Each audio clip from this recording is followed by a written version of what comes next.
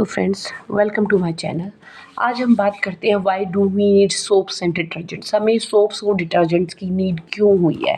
अब हम जनरली एक बात करते हैं, हमारे हैंड्स बहुत गंदे हैं। अगर नॉर्मल वाटर से क्लीन करते हैं तो वो अच्छे से क्लीन नहीं होते हैं। ऐसा क्यों? अगर हमारे कपड़े पे कुछ भी दाग लग गया है, कुछ भी बन गया है, तो अगर हम नॉर्मल वाटर से साफ़ करेंगे तो वो अच्छे से साफ़ नहीं होता है। अब ऐसा क्यों हुआ? अब इसको अच्छे से क्लीन करने के लिए हमें ही सोप्स और डिटर्जेंट की रिक्वायरमेंट होती है। अब ये कैसे काम करते हैं? अब देखो, सोप है और डिटर्जेंट्स है। जनरली हमारा कोई भी कपड़े पे हमारे डर्ट लग गया, कुछ भी लग गया है, तो क्या होता है, डर्ट एक तरीके से क्या होता है, डर्ट में होता है हमारा ऑयल।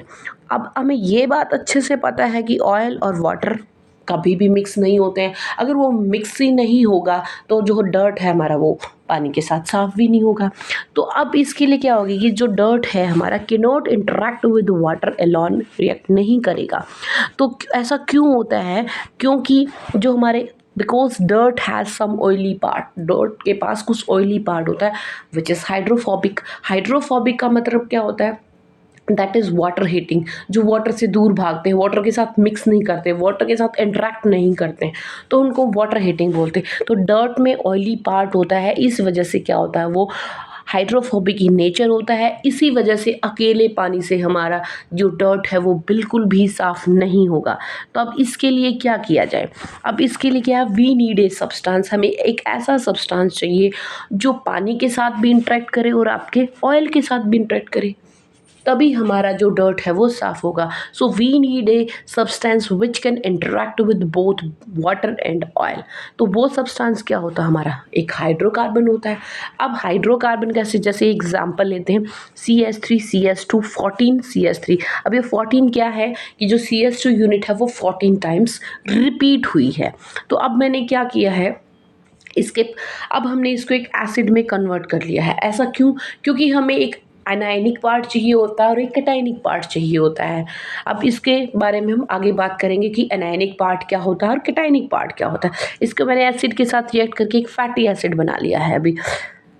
तो अब क्या करते हैं, अब एसिड, ये एक एसिड बन गया। हम डेली लाइफ में डेली बार बार एसिड तो यूज़ नहीं कर सकते। अगर हम बार बार एसिड यूज़ करते हैं तो हमारे लिए हार्मफुल होगा, हमारे जो हैंड्स हैं वो बहुत ख़राब हो जाएंगे अगर हम कोई भी चीज़ एसिड डेली लाइफ में ज़्यादा यूज़ करते हैं तो। अब इसके लिए ज़्यादा एसिडिक नेचर में ना हो तो इसके लिए क्या किया मैंने, इसको बेस के साथ रिएक्ट करवा दिया है, दैट इज़ सोडियम हाइड्रोक्साइड। तो ये क्या बन गया, CH3 CS2 14 COONA। अब क्या है, जो ये इसके पास आपकी क्लींजिंग प्रॉपर्टीज़ आ गई हैं। अगर मैं इनडायरेक्टली बोलूँ आपको तो ये आपका केमिकल फॉर्मूला हो गया है एक सोप का, ठीक है। तो अब क्या करते हैं कि which is a soap and having a cleansing properties. अब देखो यहाँ पे ये सोप बेसिक नेचर का कैसे हुआ, क्योंकि जो हमने कार्बोक्सिलिक एसिड यूज़ किया है, जो ये कार्बोक्सिलिक एसिड था आपका, ये क्या होता है, दैट इज़ वीक एसिड होता है। और ये क्या होता है, हमारा एक स्ट्रॉन्ग एसिड होता है, सोडियम हाइड्रोक्साइड होता है। तो इसलिए जो साबुन होते हैं, स्ट्रॉन्ग एसिड हो गया और स्ट्रॉन्ग बेस हो गया और वीक एसिड हो गया। तो इस वजह से जो हमारी साबुन होते हैं वो बेसिक इन नेचर में होते हैं, क्योंकि उनमें स्ट्रॉन्ग बेस के साथ रिएक्ट किया हुआ होता है, ठीक है। तो अब which is a soap and having cleansing properties, और इसके पास हाइड्रोफोबिक पार्ट भी होगा और हाइड्रोफिलिक भी पार्ट होगा। ये डर्ट को भी साफ करेगा, पानी के साथ भी इंटरेक्ट करेगा। तो ये हमारा जो साबुन तैयार हुआ है इसके पास, इसीलिए ये डर्ट को साफ कर देता है पानी में घुल के, क्योंकि इसके पास दोनों पार्ट होते हैं, हाइड्रोफोबिक भी होता है और हाइड्रोफिलिक भी होता है। अब देखते हैं ये काम कैसे करते हैं। अब है सोप्स। पहले हमें पता होना चाहिए सोप्स क्या। अभी अभी मैंने रिसेंटली बताया है आपको, ये वाला सोप का फॉर्मूला हो गया है आपका ये वाला। कैसे? A soap is a sodium और पोटेशियम, सोडियम भी हो सकता है, पोटेशियम भी, salt of long chain of fatty acids की एक लंबी चेन होती है। जैसे आपको एग्जांपल देते हैं, डेली लाइफ में ये बहुत ज़्यादा यूज़ होते हैं, सोडियम स्टीरेट C17H35 COONA, और जब सोडियम पाल्मिटेट C15H31 COONA, और सोडियम ओलिएट C17H33 COONA। ये आपके कुछ सोप्स के एग्जाम्पल्स हैं। तो यहाँ पे आपका ये सोडियम के और potassium salt of long fatty acids होते हैं और कुछ नहीं होता है।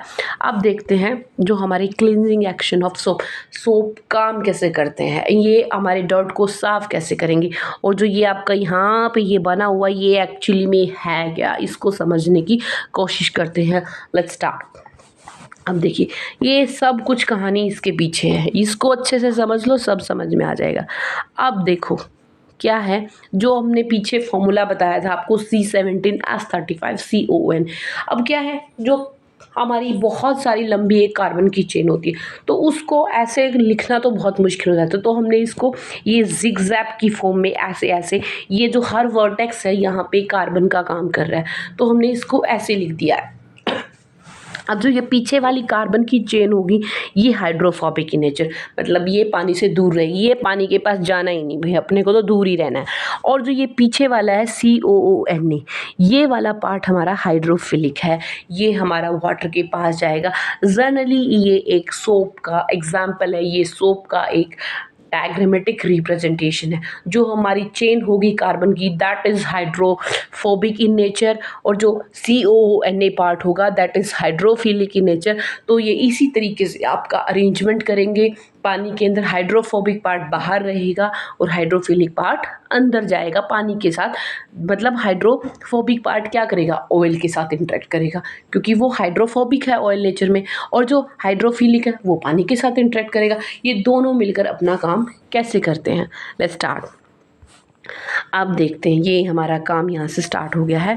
देखो, cleaning with water alone has its little effect when stain consist of a non polar substance.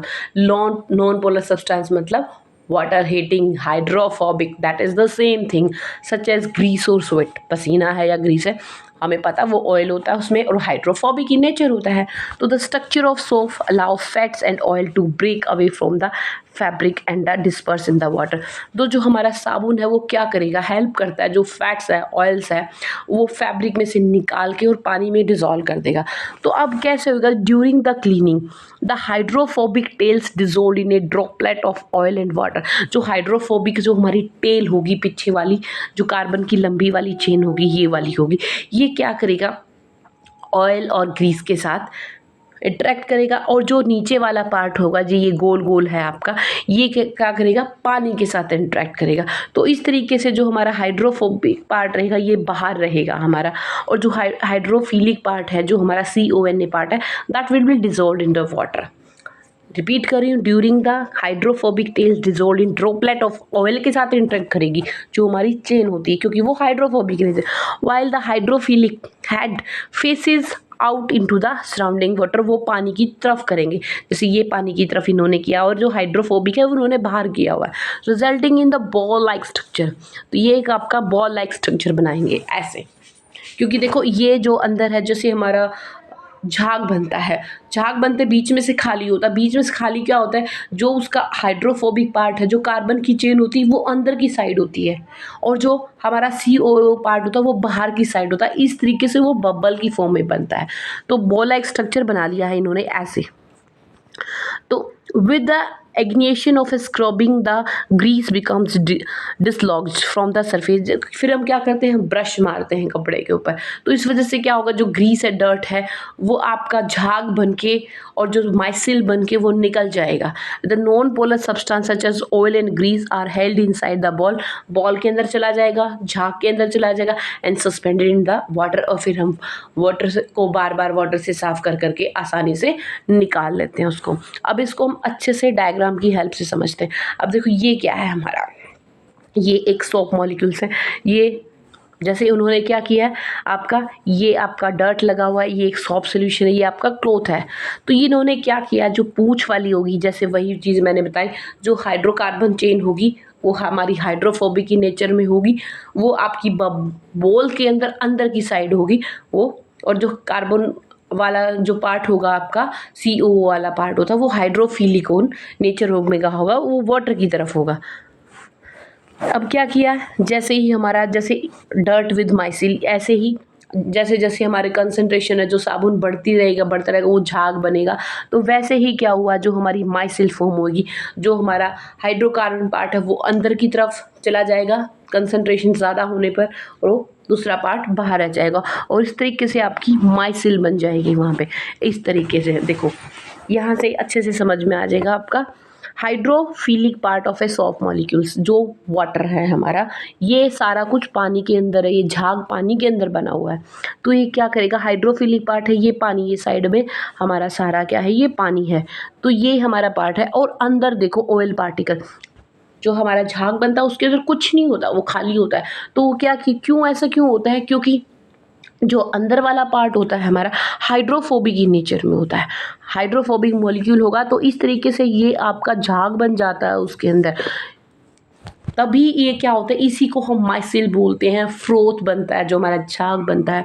तो इस तरीके से फिर हम अगर ये जब से फ्रोथ बनेगा, माइसिल बनेगी, पानी डालेंगे तो वो पानी के साथ क्या हो जाएगा, डर्ट पार्टिकल्स को लेके साफ निकल जाता है पानी के थ्रू, और इस तरीके से हमारा जो कपड़ा है, क्लोथ है, बिल्कुल नीट एंड क्लीन हो जाता है। आई होप आपको ये टॉपिक अच्छे से क्लियर हो गया।